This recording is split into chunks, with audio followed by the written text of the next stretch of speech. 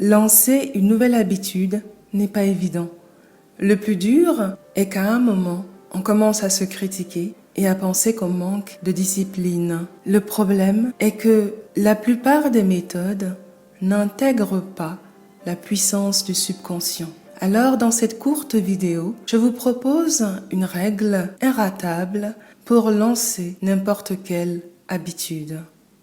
Bonjour, je suis Anne Goegbe, vous écoutez le journal d'un modèle et la mission de cette chaîne est d'aider les gens à devenir leur propre modèle. Plusieurs raisons freinent notre capacité à lancer et à pratiquer au quotidien une nouvelle habitude. Et l'une de ces raisons implicites est la durée qui est rabâchée dans de nombreux modèles sur les habitudes. 21 jours, 4 semaines ou encore 66 jours. Le fait d'imaginer pratiquer une intention pendant 21 jours ou 66 jours réduit déjà la motivation.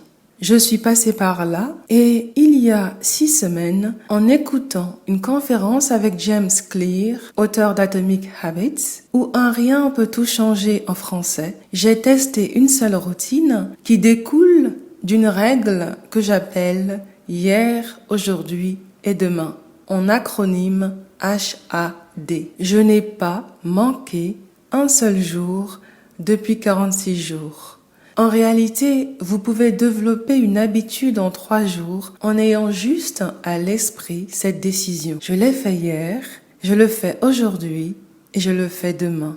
C'est tout. Si vous respectez cette règle HAD en sigle, vous serez 2 fois plus motivé pour continuer l'habitude. La première récompense est que vos résultats ne sont pas comptés par jour, mais par cycle de 3 jours. Et comme hier, aujourd'hui et demain change chaque jour, vous êtes dans l'ici et maintenant, vous aurez moins cette lourdeur de tenir 21 jours ou 66 jours. La deuxième raison est que nous créons mal nos habitudes. Ce que nous considérons habitude est en réalité la conséquence de l'habitude et pas l'habitude elle-même. L'habitude est le comportement, la disposition, pas l'action elle-même. Une bonne habitude est un anti-objectif par excellence parce que le mental n'aime pas les contraintes. Il accepte plus ce qui se présente comme un jeu. Qui dit jeu, dit plaisir, soit une contribution positive à la régulation du système nerveux. L'anti-objectif permet aussi de hacker son cerveau et de passer à travers la fatigue décisionnelle. Voici un exemple concret. J'ai souvent fait de la gym ou du yoga sans jamais être régulière et j'ai traversé des semaines sans faire autre chose que de la danse et de la marche. Pour me lancer, j'ai établi quelques paramètres, 20 minutes par jour, chaque jour, pas plus. Ensuite, j'ai commencé à chercher mon but, ce qui allait me faire de la gym sans décision, sans motivation. J'ai découvert ce but à la fin de la première semaine du challenge et au passage, je ne m'étais exercé jusqu'alors que 2 fois en 7 jours.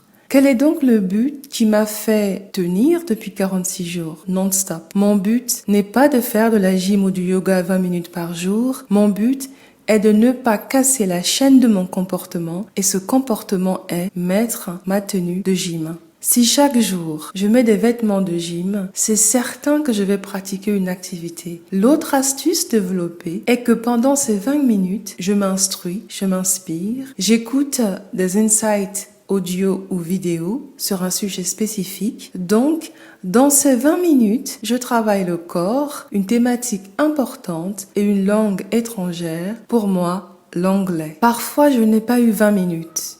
Mais 10. Mais mon but était de mettre des vêtements de gym. En les mettant, ça devient facile de m'exercer. Juste 3 jours, hier, aujourd'hui et demain, sans plus, mais sans jamais casser la chaîne des 3 jours. Même quand je n'avais que 5 minutes, ma préoccupation était respectée, à savoir mettre la tenue de gym. C'est le comportement que je désirais instaurer, pas l'activité physique. Si par exemple, c'est l'habitude de lire que vous souhaitez développer, oubliez cette voie et choisissez plutôt un comportement qui implique le médium que vous aimez, l'outil que vous allez utiliser. Votre habitude est désormais de ne pas passer un jour sans ouvrir un livre matériel ou un e-book sur Kindle ou e-books. Ainsi donc, une habitude a plus de chances de s'installer si on touche juste le médium ou l'outil, les baskets pour un coureur, un cahier pour le journaling, un livre ou une application e-book ou Kindle pour les livres, exactement comme on toucherait la brosse à dents, qui est l'étape avant le brossage des dents. Pour créer une nouvelle habitude, tenez bon pendant 3 jours. Vous avez désormais l'évidence d'une nouvelle habitude et ces 3 jours représentent la règle HAD ou hier, aujourd'hui et demain. Sans vous en rendre compte, vous créez des cycles continus de 3 jours et si vous parvenez à trouver votre but, votre anti-objectif, l'habitude sera ancrée en moins de 2 semaines. Testez cette approche si celles que vous avez essayées ne vous satisfont pas et dites-moi ce que vous avez réalisé avec celle-ci. C'est la fin de cet épisode. Merci de votre attention. N'oubliez pas de vous abonner si ce genre de vidéo fait sens pour vous et peut-être que cette vidéo est à partager à une personne que vous aimez beaucoup et pour qui pratiquer une nouvelle habitude n'est pas chose aisée. Belle journée et à bientôt.